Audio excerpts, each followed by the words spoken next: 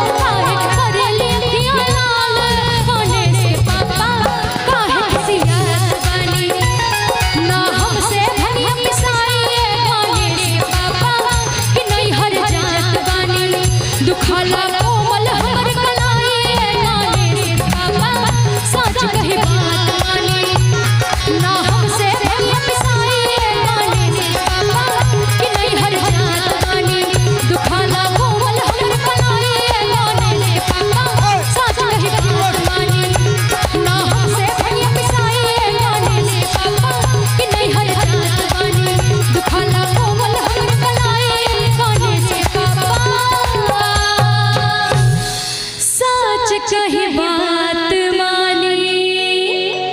बोल दे सच्चे दरबार की जय, शंकर भगवान की जय। और अगर भजन अच्छा लगा हो तो एक बार चाहूंगी जोरदार तालियों का साथ दे दे आप लोग। क्या बात है, धन्यवाद। क्या